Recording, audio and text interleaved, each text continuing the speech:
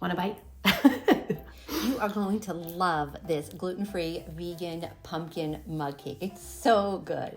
Of course, we're going to start with some canned pumpkin puree, the star of the show, and you are going to give me 4 tablespoons of pumpkin puree, or a quarter of a cup, which is exactly the same thing. And then you are going to add about 3 tablespoons of plant milk. This is actually my own oat milk, and I will share the recipe for that. You can make it in about a minute. It's so cheap, so easy, so delicious. Or you could use almond milk or any other type of plant milk, and you're going to use 3 tablespoons of that. Then almond butter.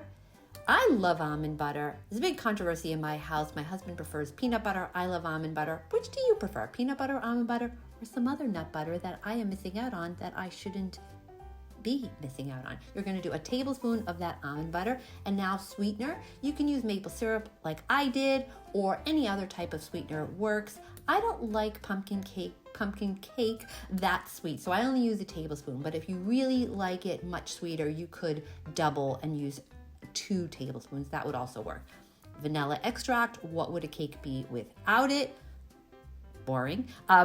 You're going to do a teaspoon of the vanilla extract, and you have all your wet ingredients, so you're going to mix those together. Voila! And it should look like this. I also love to play with my food a little bit. Let me know if you like playing with your food like I do. Also, there was a little note on subscribing, and if you're enjoying this, please subscribe. I'd love to stay connected with you. Now you're going to go to the dry ingredients, and you're going to add a half a teaspoon of baking powder. Next is pumpkin pie spice. You could use cinnamon instead. I prefer pumpkin pie spice. It's a little more complex, but if you only have cinnamon, you can certainly use that. And you're going to add a half a teaspoon of that. And now comes the flour. I, of course, use gluten-free flour. If you are not gluten-free, you can use regular all-purpose flour. That works. This is where this recipe goes awry. As you can already see, it's getting everywhere. But I keep going because, as in life, when there's a challenge, you keep going. So here I am. Now, note there's only about half the amount of flour in the little glass jar that should be. This is where I realize, okay, I'm gonna have to make a change. No one ever noticed that I'm changing out the glass jar for the mug, right? You don't notice that. I'm just kidding, of course. And also, since it's pumpkin mug cake, now it's actually more authentic. So life happened for me. So transfer all the ingredients into a container that is worthy of the size of the ingredients, and that's what I did here. Put everything that was in the little glass jar in here, so now we just pick up and keep moving forward, right? Like in life, you gotta just keep moving forward. And now here I add the rest of the flour. That, of course, would not have fit in that little tiny glass jar. What are you gonna do, right? You just keep going. So then mix that all together, and then it should look like this. And that is what the pumpkin mug cake should look like when all of the ingredients are in the mug.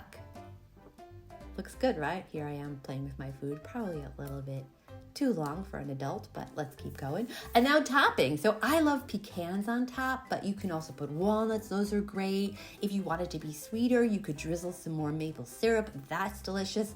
And even if you really wanted to go crazy, you could melt some chocolate chips and drizzle those on top. That's also really good. But I chose to stick with pecans, and that works.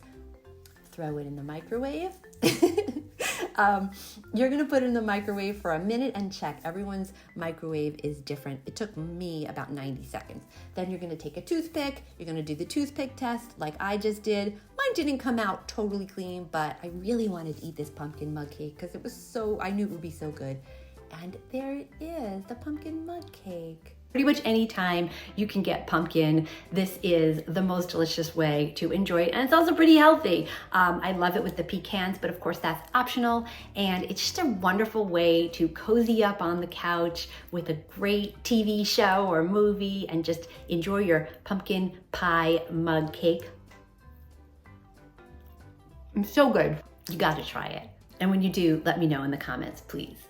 I would love to hear your thoughts on this mug cake and any other thoughts you want to share with me. For more easy, healthy, skinny recipes, please subscribe. It would really mean a lot to me, and that way we can stay connected.